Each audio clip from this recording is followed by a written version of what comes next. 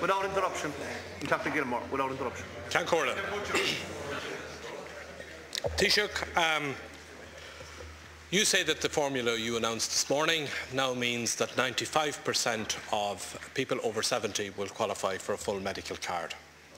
If that is the case, why don't you just do the decent thing and leave them with the automatic entitlement to a medical card, instead of having them worried, as they are, that their income will creep up over the €700 or the €1,400 if they're married, or worried about what will happen if one partner dies and what income will be left to the other partner, or worried about whether at some future stage your minister will come in and reduce the level of the means test, or indeed, if they're not worried about themselves, they're worried about their neighbour who may be in the situation, or indeed worried that if you start today withdrawing the universal entitlement to the medical card, where are you going to stop? Is it going to be the bus pass next year? Is it going to be something else the following year?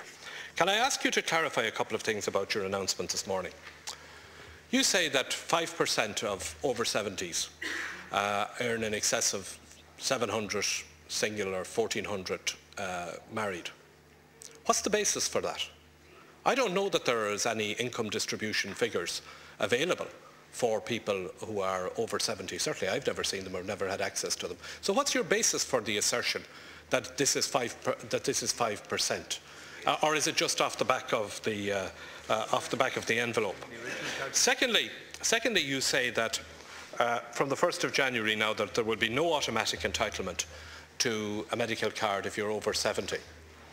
Can you confirm to the House that after the 1st of January the income limits may be changed by ministerial order and that they will not require approval from this House?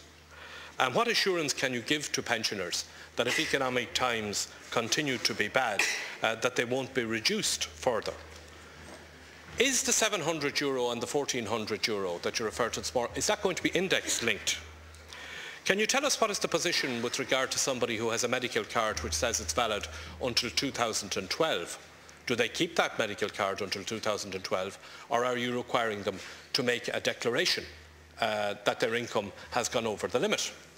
What happens if somebody doesn't make the declaration and their income has gone over the limit, and that is subsequently discovered?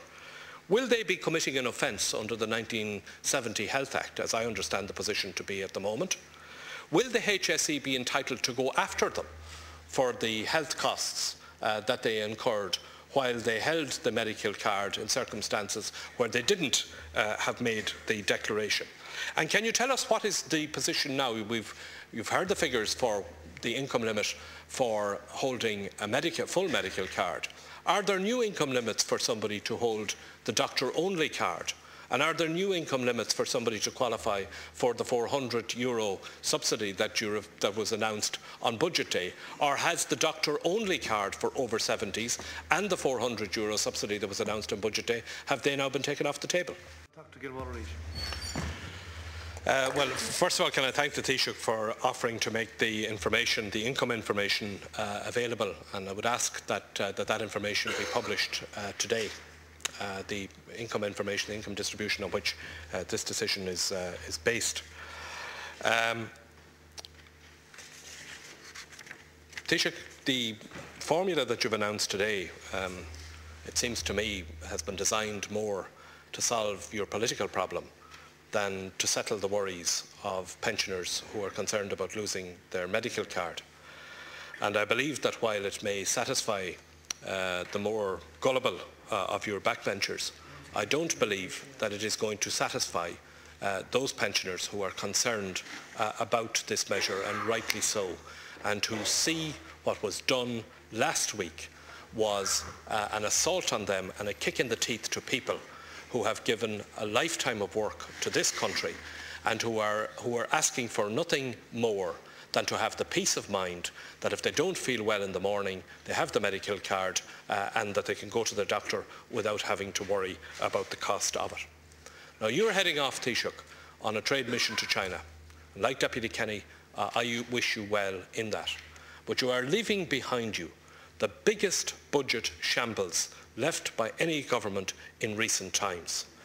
When the Irish economy started to go into difficulty, your big idea for addressing the Irish economy was to bring forward the date of the budget. You are now in a position where you cannot get the budget that was announced here last Tuesday through the House. One after another, the measures that you announced in the budget are falling like ninepence. The medical card issue has had to be changed. You told the House earlier today that you will have to make changes to the income levy, and I believe that in the course of time you will be forced into a situation of making changes in other measures which were announced in the budget, including the issue of class sizes, the cuts in education, some of the cuts in the social welfare area that we haven't even come to address yet. Your budget is a mess. So I want to ask you this. What is the standing of your government now? Or what is the authority of your government at the moment as you leave to go to China in circumstances where you clearly don't have a mandate for what you're doing? This is not what you presented to the Irish people, or indeed what anybody presented to the Irish people last June. You have no mandate to do what you did last week in the budget, whether it's the medical cards or any of the other issues. And you are now in a position where it's manifestly clear that you cannot get those measures through the House. Taoiseach. Well, I don't accept for a moment the contention.